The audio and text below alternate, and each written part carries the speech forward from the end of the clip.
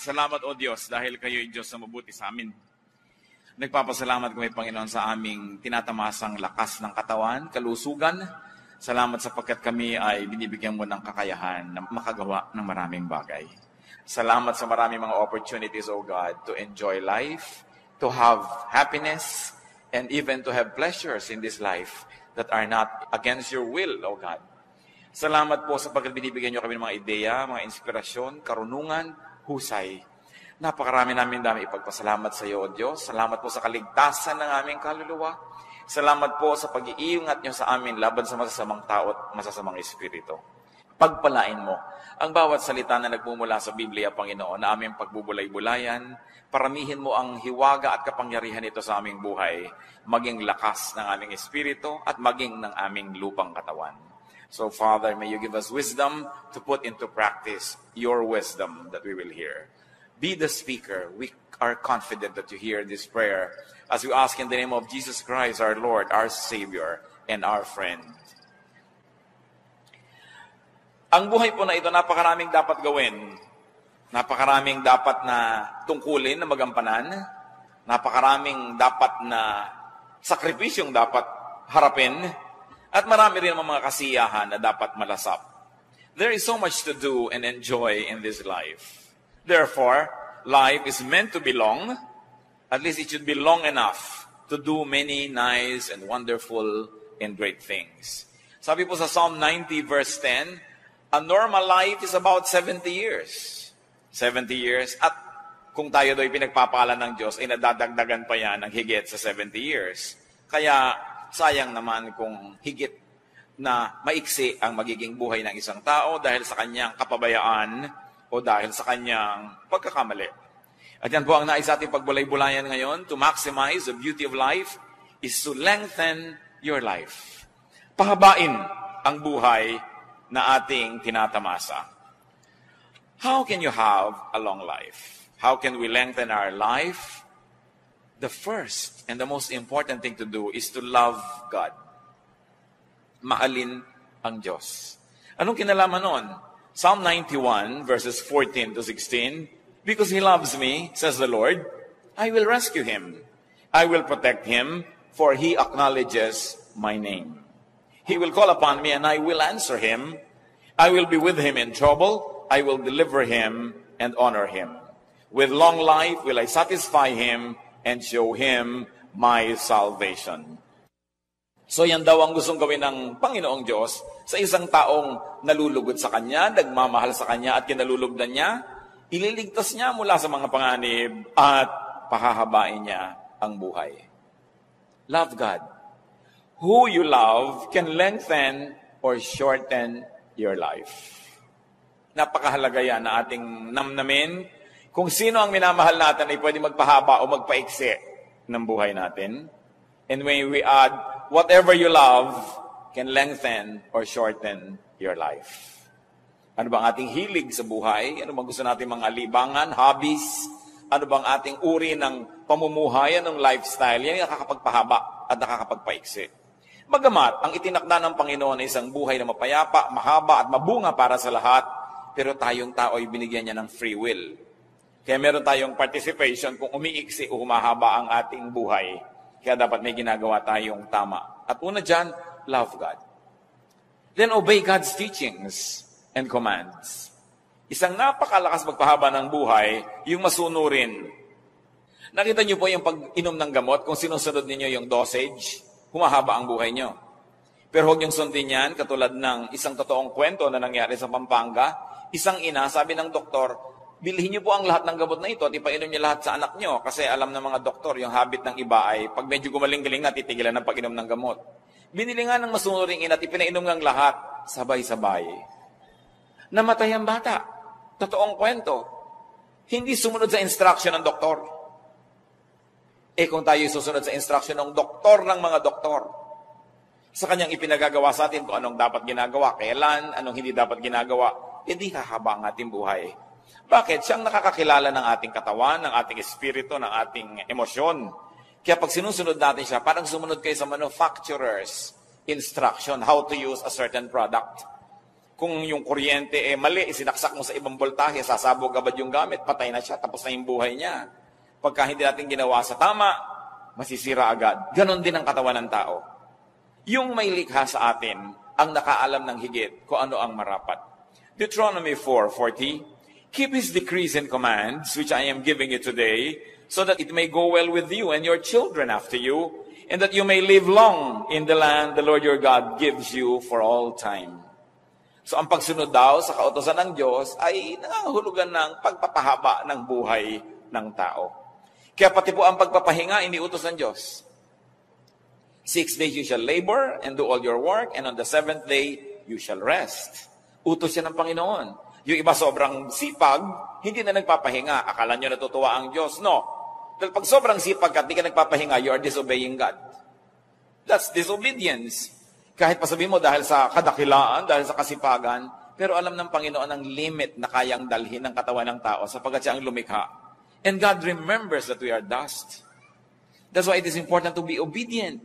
Pag sinasabi ng Diyos na huwag ka na magalit, magpatawad ka, akala nyo ba pinapalugi tayo ng Diyos pag sinasabing magpatawad ka? Kasi pag hindi ka nagpapatawad, ikaw ang nagdadala ng lahat ng bigat ng mundo, ikaw ang nagagalit, tumataas ang presyo ng iyong dugo, bumibilis ang pintig ng iyong puso, pati ang pulso mo bumibilis, nawawalan ka ng ganang kumain, hindi mabuti para sa iyo. Kaya sabi niya, ipatawad mo na. Paano po kung hindi naman humihingi ng tawad? Di lalo namang dapat mong patawarin dahil alam ka namang dahil hindi siya humihingi, ikaw ito nalugi. Kailangan magkusa ka na. Kaya pag sasabi niya, huwag kang mag-inggitin, huwag kang magselos, huwag kang magalit, mabuti lahat sa katawan ng tao yan. Kaya ang sumusunod sa Panginoon, nagkakaroon agad ng advantage over the others. Meron na tayo agad na pampahaba ng buhay. God's words, ang salita ng Panginoon ay manual. It's a manual to life. It's a manual in life. And it's important to respect the wishes and the design of God, our Maker. How to have a long life? Please God. With what you ask for. Katulad ni Solomon. Sabi ng Panginoong Diyos, o sige, gagawin kitang hari, kahit anong hilingin mo, ibibigay ko sa iyo para magkaroon ka ng lakas para maging hari. Ano ba yun? 1 Kings 3:11-14. So God said to Solomon, since you have asked for this, and not for long life or wealth for yourself, nor have asked for the death of your enemies, but for discernment in administering justice, I will do what you have asked. I will give you a wise and discerning heart so that there will never have been anyone like you, nor will there ever be. Moreover, I will give you what you have not asked for, both riches and honor, so that in your lifetime you will have no equal among kings. And if you walk in my ways, and obey my statute and commands, as David your father did, I will give you a long life. Natuwa ang Diyos dahil humingi si Solomon ng wisdom instead of kung ano-ano. At sabi niya, nakakatuwa ang hiningi mo, maganda. So pati hindi mo hiningi, ibibigay ko na rin sa iyo dahil natutuwa ako sa iyo. At kung magiging masunurin ka sa aking mga utos, dadagdagan ko pa ang yan, lahat ng yan, ng mahabang buhay. Huwag po tayo magmadaling mamatay, yung mag to die is gain. No? Nung sinabi ni Paul yun, matanda na siya. No? Hindi naman siya teenager na sinasabi niya, to die is gain. Matanda na rin, talagang pwede na gumraduate. No? Nagawa na niya ang mga dapat niyang gawin. At saka siguro dahil sa sidhi ng pag-ibig niya sa Diyos, talagang hindi na bali sa kanyang mamatay. Pero life is the primary duty of life. Nilikha tayo ng Diyos, hindi para asamin na mamatay tayo at pumunta sa langit. Nilikha ng Diyos ang buhay, ipinagkatiwala sa tao para kanyang ingatan at ipamuhay ng lubos at ganap. At kung natapos na yon, next chapter, heaven naman. Pero heaven can wait. Hindi mo kailangang apurahin yan. Kasi may ipinagagawa ang tao. Sabi, we were created in Christ Jesus to do good works. So, isa itinakdang panahon ng Diyos sa buhay ng tao, meron siyang dapat ma-accomplish. Kaya hindi niya dapat asamin na gumraduate agad dahil meron siyang pwedeng magawa na dito lang sa lupa pwedeng gawin at hindi na sa kabilang buhay. So, Proverbs 2:16, long life is her right hand, meaning wisdom's right hand. In her left hand are riches and honor. So ito ang kalooban ng Diyos sa tao. Long life, riches, honor. Hindi short life, hindi poverty, hindi dishonor. Akala ng iba, pag naghihirap sila, ikinalulugod ng Diyos. Gusto ng Diyos maayos ang buhay. Kaya nga itinuturo niya, 6 days you shall work. Pagka naman 6 days ka talaga nag-work, Bakit ka magugutom kung 6 days ka lang nag-work? Isasabihin nyo, bakit po ako 7 days nga nag-work, gutom pa rin? Siguro marami kang pakain. Maraming hindi nag-work sa'yo umaasa. So, kung ang lahat gagawin ang inuutos ng Diyos, wala dapat nagugutom na tao. Pwedeng hindi kayo maman, pero hindi pwede maging mahirap. Kung ikaw lang nagtatrabaho, tapos wala kang pasanin sa buhay, hindi isang katerbang mga kapatid mo, mga kamag-anak, mag-aasawa ng maaga, pati gatas ng anak niya, iaasa sa'yo, talagang kahit 8 days a week, kulang sa'yo. Why? Because the others are not obeying God. Ang utos, the 6 days you shall labor, inutos yan sa lahat. Hindi lang doon sa mangilan-ngilan ng miyembro ng ating pamilya. Kaya nagkakaroon ng sobrang paghihirap dahil ang daming umaasa sa kaisa-isang masipag o nagtatrabaho. Pero ang kalooban ng Diyos, riches, honor, wisdom. Kaya merong mahirap kalooban po ng Diyos. O hindi ka nilikha ng Diyos para sadistahin at kawawain. Inilikha ng Diyos ang napakaraming papaya para ma-afford ng lahat na magkaroon. Ba't hindi nakakakain yung iba? Kasi nga may inequity. May inequality in terms not only of wealth distribution but also in distribution of labor. Pero ang lahat ng yan, napakaraming pagkain ng mundo, maraming nasasayang lang nga Hindi nilikhaan ng Diyos ang tao para mahirapan.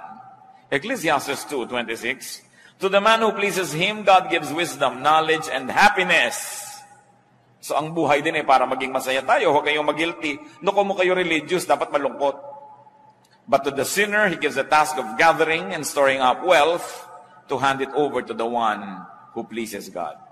You want to have a good life? Unahin ninyo, please God. Pag natutuwa sa inyo ang Diyos, sinong pwedeng pumigil sa Kanya na pagpalain kayo? Sino? Sagot siyempre, wala. Ngayon, kung hindi natutuwa sa inyo ang Diyos, sinong pwedeng pumilit sa Kanya na pagpalain kayo? Wala rin. So dapat ang ating layunin to please God. Because with God, nothing is impossible. Pag inuuna natin na siya ibigyan ng kasiyahan, mano ba naman nabigyan niya tayo ng mga bonus sa buhay? Na siya rin naman ang may kagustuhan na tamasahin natin. God doesn't have to be convinced to be good because God is good. Naturally good. Hindi natin kailangan na ang Diyos ay himukin na bigyan tayo ng pagkain sapagkat nilikha niya ang lahat para kainin ng tao. Hindi niya kailangan nating himukin ang Diyos na gawan tayo ng mabuti dahil ang Diyos ay mabuti. So pag hindi yun ang nangyayari sa ating buhay, may mali. May mali sa formula ng ating pamumuhay, ng ating lifestyle, o kaya sa lifestyle ng mga taong sobrang lapit sa atin, na kahit anong pagtatama na ginagawa natin sa ating buhay, minamali nilang pilit, nadadamay tayo. Siyempre, damay-damay. Kaya napakahalagang itinutuwid, hindi lang ang ating sarili, maging ang ating lipunan, maging ang ating environment. How else does one have a long life? Honor and obey your parents. Lalong-lalo na sa mga young people. Exodus 20 verse 12, honor your father and your mother, so that you may live long in the land the Lord your God is giving you. This commandment about honoring one's father and mother is very interesting and very unique because among all the commands given in Exodus chapter 20, this is the only one that goes with the promise. Yung iba command lang, you shall not kill, you shall not commit adultery, you shall not do this, you shall not do that. Pero ito, honor your father and your mother, and when you obey it, the Lord will reward you with a long life. Mga kabataan, lalo na yung mga wala pang asawa, kung pipili kayo ng mapapangasawa, isa ang unahin ninyong tingnan. Kung mabuti siyang anak. Yun. Hindi kung 36, 26, 36, dahil after 10 years, 36, 36, 36 na yan. Baka 42, 42, 42 pa. Napakadaling mawala ng ganda. Kahit marunong, nabagok lang yan na amnesia, wala na rin niyang alam. No? Pero ang pinangakuan ng Diyos, yung mabuti sa magulang, yun ang pinangakuan niya ng pagpapala. Gusto niya na magiging matahimik na buhay, magiging magandang ama o ina ng inyong magiging anak, tingnan niyo muna kung mabuting anak. Kung pabalang-balang sumagot sa magulang niya, tapos pagkakaharap ka, akala mo bulaklak na hindi makalabit, naku, arte lang yan. Kung ang sariling magulang na pinagmulan niya ay kanyang susuwailin at di niya gagawa ng mabuti, makakaasa ka ba na magiging mabuti sa iyo yan? Titingnan ninyo kung mabuting anak. Yun ang una ninyong titingnan. Kasi may pangako ang Diyos sa mga mabubuting anak. At madadamay kayo doon. Kung siya hindi mabuti, damay kayo. Kung siya mabuti, kasali rin kayo sa pagpapala dahil magiging kabiyak niyo sa buhay. Ephesians 6:2-3, honor your father and mother, which is the first commandment with a promise that it may go well with you and that you may enjoy long life on the earth. Bakit nakakapagpahaba ng buhay ang masunurin sa magulang? Dahil sino ba namang magulang magsasabing, anak, eto, mag-smoke ka na. No? O ito, maglasing ka na, anak. Ito, drugs, ibinili kita. Huwag kang pumasok, umabsent ka, magpuyat ka. Sumali ka sa mga dangerous games, anak. Maganda yan. Di ba? Magpagabi ka hanggang kagabi-gabihan na sa kalsada. Sinong magulang ang magsasabi niyan? Di ba ang magulang lalo kang inilalayo sa panganib? Kaya pag masunurin ka, 1/2 na ng panganib natanggal sa buhay mo. Dahil sino bang magulang ang magsusuong sa'yo sa panganib, liban na lang meron siyang mental illness. So, sumusunod ka pa lang, practically speaking, lumalayo ka na sa maraming gulo. Meron pang hindi lang practical. Yung beyond practical, yung natuwa ang Diyos sa'yo. Kaya lalo kang pinagpapala. Parental teaching is next to God's Word in sincerity, in concern, and in wisdom. Ang tunay na matalinong anak, susunod sa magulang. At kung nalilito siya, kalooban niya o kalooban ng magulang, dahil bata pa siya, pagtiwalaan niya ang kalooban ng magulang. Liban nilang certified talaga ng National Mental Hospital na yung nanay mo hindi pwedeng magpasya. Ano? Pero mga young people, pag nalilito kayo, obey your parents. Lalo may track record sila na tunay naman nagmamahal sa inyo kasi wala yung gugustuhin na masama para sa inyo. You want a long life, avoid dishonest gain. Iwasang manggancho at mang 1, 2, 3 ng kapwa dahil nagagalit ang Diyos sa mga nang lalamang. Deuteronomy 25:15-16, you must have accurate and honest weights and measures so that you may live long in the land the Lord your God is giving you. For the Lord your God detests anyone who does these things, anyone who deals dishonestly. So, ang unang ipinapakita ditong halimbawa, yung mga nagtitinda sa palengke, o kaya ay namimili ng mga produkto na kailangan timbangin o sukatin, sabi, gusto nyo humaba ang buhay nyo, kailangan patas ang inyong mga timbangan, hindi may mga daya, no? Ang inyong mga pagsukat, tama, sapagkat makadaya man kayo ng tao, hindi nyo naman kayang dayain ng Diyos na nakamata sa lahat ng transaksyon. Sabi niya, binibigyan niya ng mahabang buhay yung nakakalugdan niya. Gusto niyong humaba ang buhay niyo, huwag kayong mandaya ng kapwa. Sasabihin niyo, bakit yung isa namin nakakilala ang daya-daya, humaba ang buhay? Pwede yon, pero ano naman yung quality of life? Kuminsan, ang dami mong dinaya at lahat ng inipon mo, gagamitin mo lang sa isang pagpapagamot na isang grabing sakit na ubos din, marami pang galit sa'yo. At bakit umiiksi ang buhay ng mga mandaraya? Paano kung nalaman ng taong dinaya mo siya at binalikan ka, tinagakabigla? Umiiksi talaga ang buhay mo. Dahil humahanap ka ng gulo pag nandadaya ka.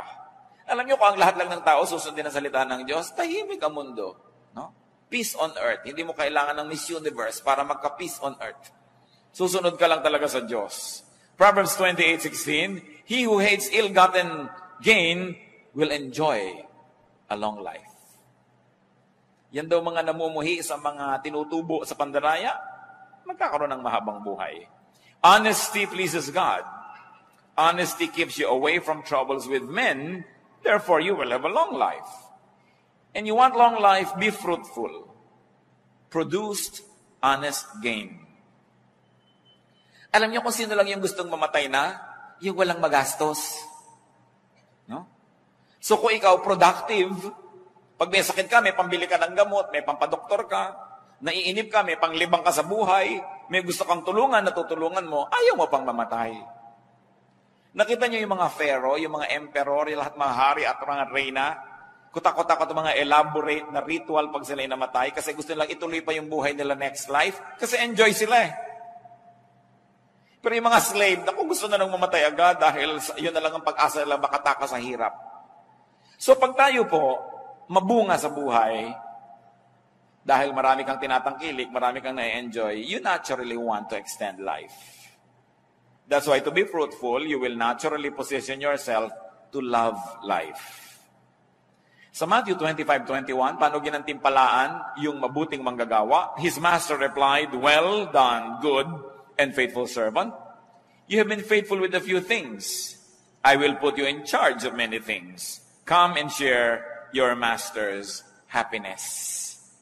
Ang pinag-uusapan na natin dito mga kapatid, happiness, hindi na number of years in one's life. Because long life doesn't always mean length. Long life doesn't always mean number of years, but it can mean quality of life. It is not years in your life, but life in your years that make it long. So kung masarap ang buhay mo, high quality ang buhay mo, daig mo pa ang nagkaroon ng mahabang buhay, kahit hindi yun masyadong mahaba. Kasi nalasap mo ang dapat malasap, naabot mo ang dapat abutin, naakyat mo ang dapat akyatin, nakain mo ang dapat kainin, natikman mo ang dapat tikman, you have lived a full life. And of course, the fruitful person will naturally enjoy a higher quality of life. So tayong mga anak ng Diyos, huwag kayong makontentong basta buhay. Kailangan namumunga. Hitik na hitik, mabulaklak, mabango, humahalimuyak, maganda, makulay. Dahil sabi ng Panginoong Jesus sa John 10:10, I came that they may have life and have it abundantly. Have it to the full. A great, wonderful, and beautiful life. You want a long life? Live peaceably. Live peacefully. Titus 3:2 remind the people to be peaceable. Huwag palaaway. Gaano karaming tao ang palaaway na agad-agad na putol ang buhay. Interrupted ang life nila because they cross paths with another equally troublesome person. Nag-contest sila, namatay sila pareho o isa ang namatay. Yung mga mainitin ng ulo, hindi marunong magbigay sa kapwa, lagi nang nagagalit, naghahari-harian, naghahanap ito na umiksi ang kanyang buhay. It's important to clear and unclutter your mind, to unburden and rest your mind, to have a long life. Kaya ang utos sa Philippians 4:6-7, do not be anxious about anything. And the peace of God, which transcends all understanding, will guard your hearts and your minds in Christ Jesus. Huwag daw tayo maging warrior. Because when you always worry, you don't change the situation, but you make yourself miserable. Pag lagi pong nag-aalala ang tao, lagi nag-iisip, laging namamroblema, hindi naman niya talaga nalulutas yung tunay na problema, nadadagdagan pa dahil siya nasisira ang kalusugan. So sabi, ipanalangin mo. With prayers and supplications, bring your request to God. That's what the Bible says. And then, leave it up to God and live as quietly and as peacefully as you can. Walang kwenta yung natutulog ka pero ang babaw ng tulog mo dahil baka merong sumakal sa'yo o nagagalit ka, baka may pumatay sa'yo. Walang kwenta yung naglalakad ka sa neighborhood nyo, iniisip mo baka biglang may sumaksak sa'yo dyan dahil marami kang kaaway. O kaya iniisip mo baka merong gumawa ng masama sa'yo dahil marami kang atraso sa iyong kapwa. So maganda na yung payapa, tahimik ang buhay. At lagi kong inuulit-ulit, kung talagang mahilig kayo makipag-away, humanap kayo ng kalaban sa Kenya o sa Madagascar o kaya sa Lake Titicaca. Pero yung kaaway nyo, yung kapitbahay nyo, napakalaking kamalian niya dahil ang lapit-lapit, pwede kayo laging saktan, guluhin. Hindi kayo ang kawawa. Lalong-lalo yung nakikipag-away sa kasambahay, hindi humahanap kayo ng napakalapit na problema kasi kasambahay nyo, nakakasalubong nyo sa pinto. Tapos pag naunahan ka sa banyo, ang tagal-tagal niya sa loob dahil sinasadista ka, hirap na hirap ka, i-exit talaga ang iyong buhay. Huwag na kayo maging banal, maging matalino na lang kayo, huwag kayong makikipag-away sa kasambahay. Lalo yung mag-asawa, magka-away kayo, tapos iisa ang hihigan yung kwarto, isang kama, napakahirap gawin yun sa buhay. Ang nakakapagtaka, ba't ang daming tao ang kaaway yung kasambahay, yung kapitbahay, yung malapit? And you are within their reach. And they can give you trouble. And you can make their life miserable. They can make yours miserable. So be good, be godly, don't quarrel. But if you cannot be godly, at least be wise. We don't want trouble. Come very near. Because you are very, very important. Live peaceably. Ang walang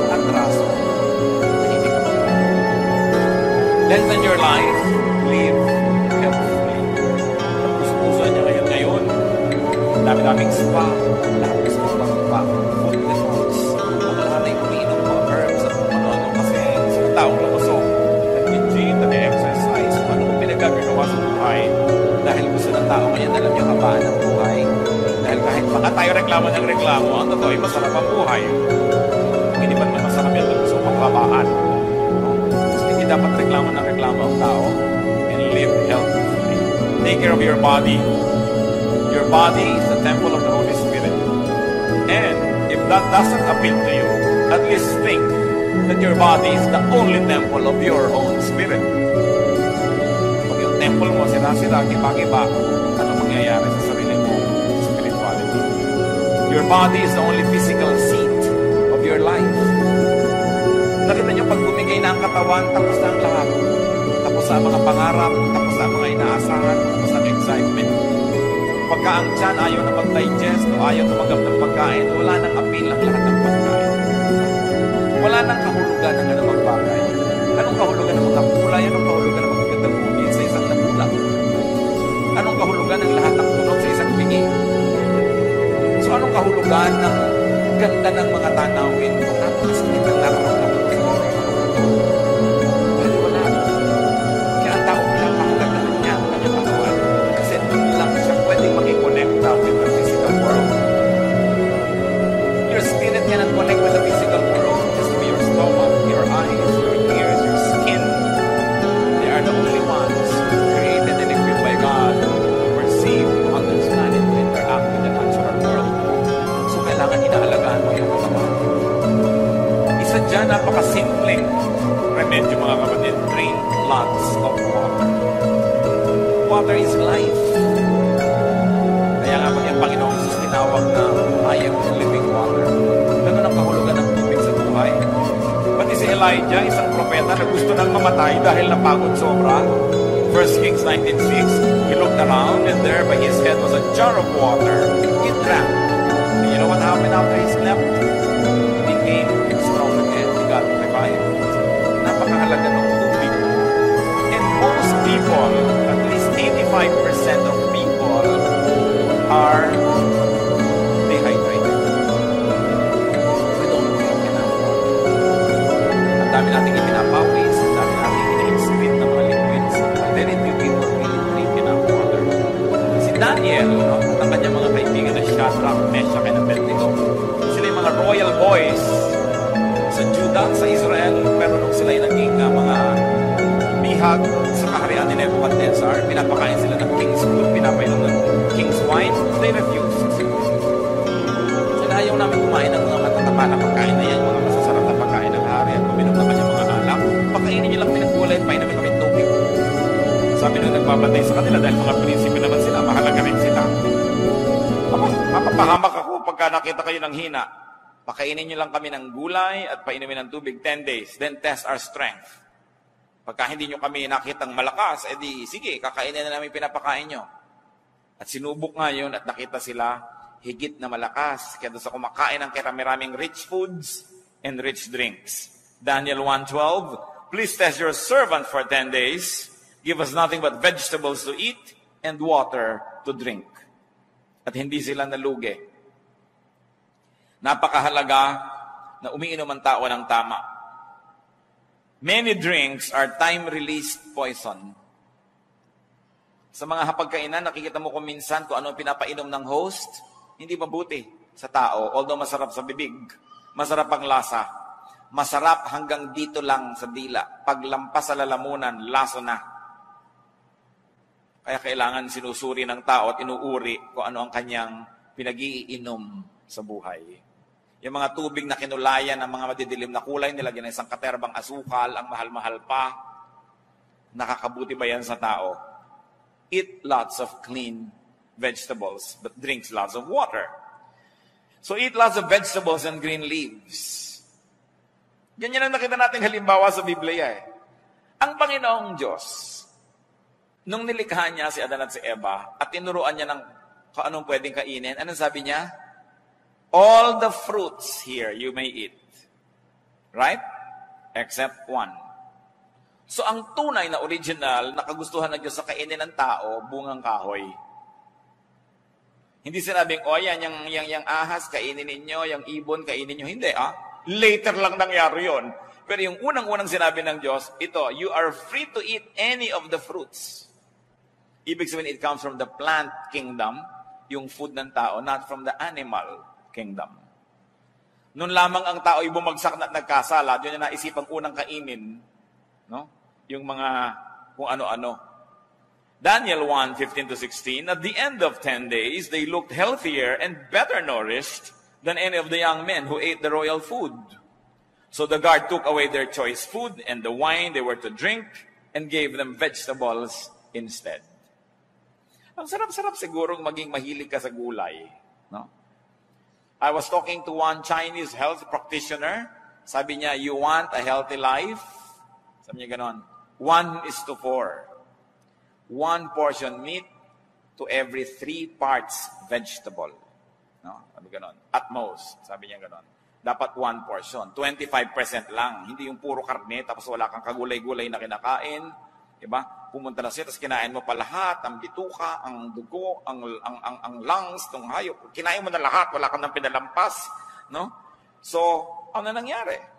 Kaya ipinagbabawal sa Biblia rin yung pagkain ng dugo. Di ba pag gusto nyo malaman kung may sakit kayo, anong gagawin sa inyo? Blood test. Kasi nasa dugo yung sakit. Tapos kayo kakainin mo. No? Hindi naman natin sasabing, huwag mong gawin yan. We have liberty to make a choice. Pero isip-isipin mo naman ang pinagagagawa natin sa buhay.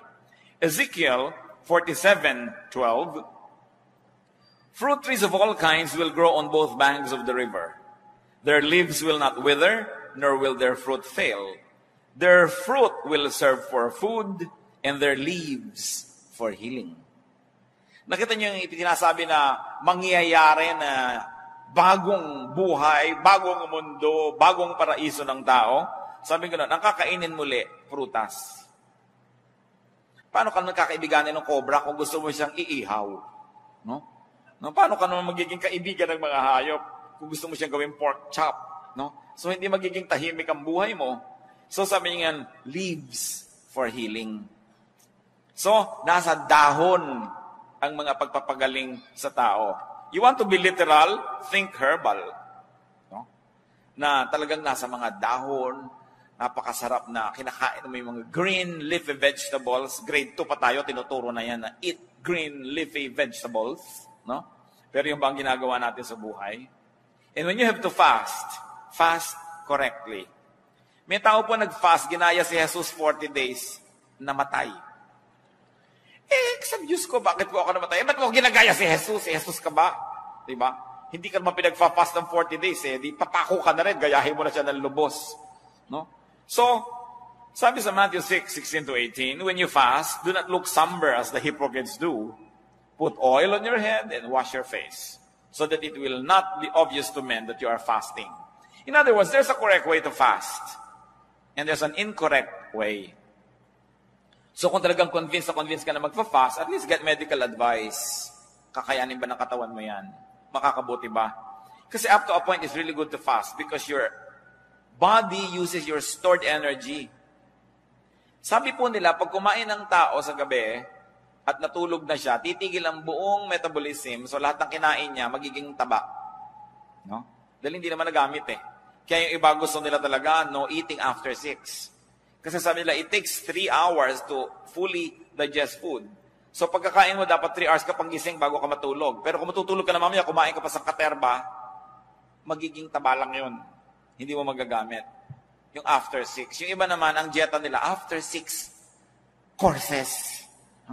Saka pa lang sila titigil. Kaya talagang hindi natabla-tabla ng anumang dieta. But correct timing, correct bodily condition, motive and technique will also be good if one fasted. Pero dapat tama pati yung motivation. Hindi lang para ipagyabang mo nag-fast ka o dahil lahat may magpa-fast, sasali ka. Dapat may personal conviction. Hindi lang nakikiuso. Take your medication. Yung iba kung naging Christian, ayaw nang uminom ng gamot.